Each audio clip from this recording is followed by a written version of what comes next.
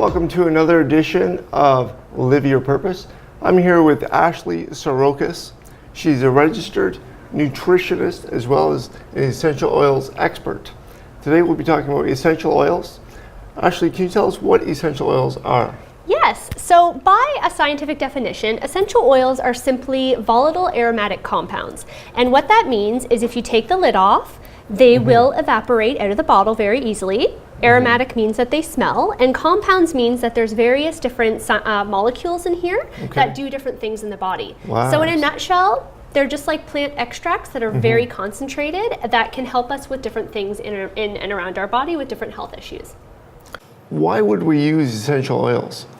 You can use essential oils. I like to think of them as almost like an adjunct to regular medical care. So a lot of us are used to, obviously we have our primary health physician. We're not replacing any sort of medical care with an essential oil. But what we can do is a lot of the chronic things, everyday things that we come across, things like headaches, coughs and colds, maybe have achy muscles. A lot of those things that you're not necessarily going to go to your doctor for, this is what we can use essential oils for every day. So what it does is it can reduce our dependence on a lot of the over-the-counter medications that you'd pop into, your local pharmacy to grab. It can help with a lot of issues like that to support our bodies. Are there different brands of essential oils, and what are the differences? In terms of brands, when you go to a health food store, or there are even retail stores that are just solely focused on essential oils. You walk in and it's a whole store just of essential oils. And when you look at the brands, what you need to know about essential oils is that there are no labeling laws, there are no guidelines that give a company an indication of what they can put on the label. So when you do look on any label, generally anywhere, it's going to say 100% pure. 99% of the time. But what you need to know is what goes into this bottle is not just as simple as going into your backyard and picking lavender and then distilling it into an essential oil.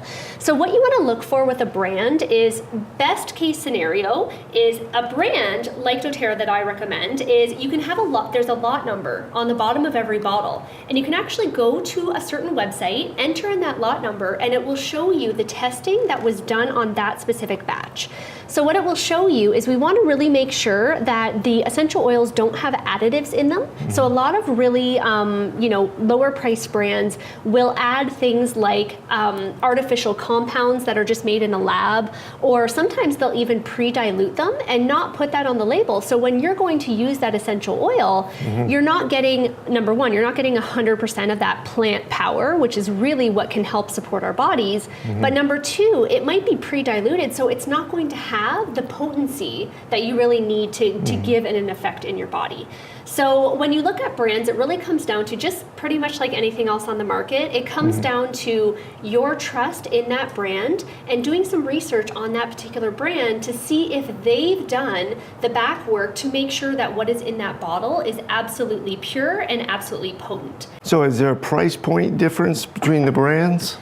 Yes, brands vary hugely in prices. So a really big tip-off if a company is not as focused as they could be on the quality of essential oils is if you see a company and every single one of the oils is priced the same, that's usually a really good tip-off that the quality isn't necessarily going to be there. But you can see certain oils like, let's say the citrus oils. So you can get orange or grapefruit or lemon, and these are really affordably priced. They can start around $10 a bottle, and this is a 15 milliliter bottle. There's about 250 drops in here.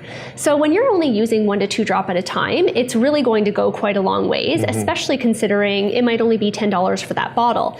Now there are certain other oils like frankincense. So frankincense is a really hard to source oil. The trees grow in really deserted places around the globe, and so they are harder to source that way. So you might find bottles of frankincense that could be priced upwards of $70 to $100 per bottle. So it is going to depend on the type of plant. There are certain plants where they might distill a vat with, that's huge, maybe 20 feet across, this entire vat of raw plant material, and they might only get like 200 milliliters out of that entire vat. So it just depends on the oil, it depends on the plant, it depends on what area of the world that plant comes from, because that's a really big part of the conversation that comes along with quality. And how would I use essential oils oils? Do I put it in my mouth? Do I ingest them? There's so many ways. I know. So there are 3 ways to use an essential oil. So I'm going to invite you to, experience an essential oil with me. So we're going to put a drop of wild orange.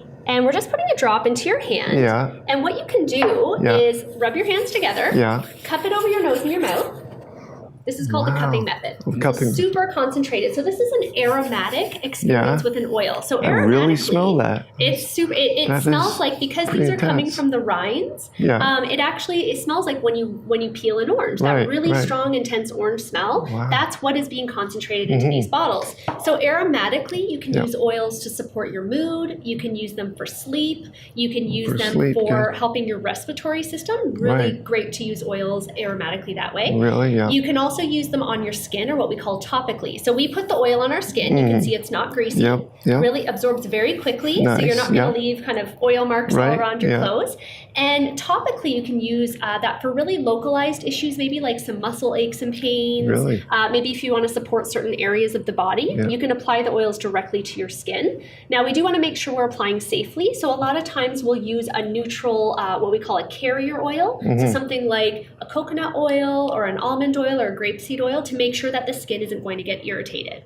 And then the third way is using oils internally. So that's where you talked about, you're like, do I just put it in my mouth? Now, you can use oils internally to even just flavor your water. Some people really don't like the flavor of plain water, and so they'll drink pop or something else with, maybe more calories in it. So you can use certain oils to flavor your water, but what you really want to make sure is that it's a brand that is safe to use internally.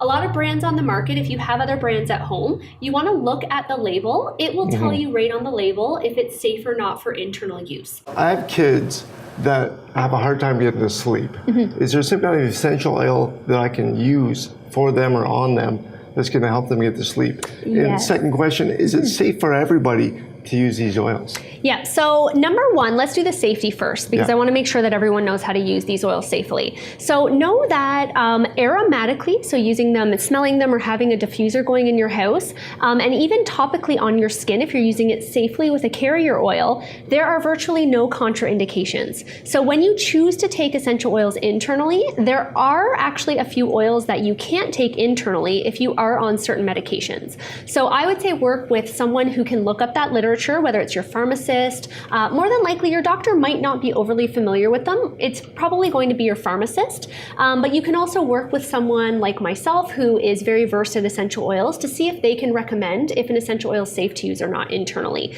But as long as they're diluted properly, as long as you're not taking a whole half of a bottle and putting it on your body, it's pretty much safe for all ages. And that's why I love using them, is because you can use them for babies, you can use them for older people, and everyone in between.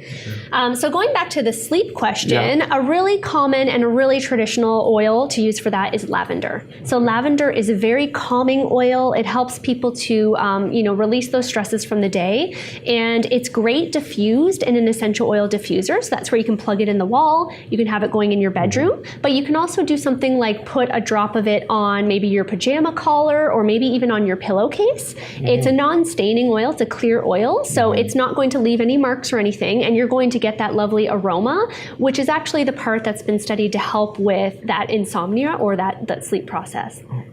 Thank you. Well, I know that I've learned a lot today about essential oils and about holistic medicine. If you have any further questions you'd like to ask Ashley, we'll put her information up on the screen. And as you can see, Ashley's another amazing person in the Chatham-Kent area living her purpose. Tune in next month when we have another amazing person who's living their purpose.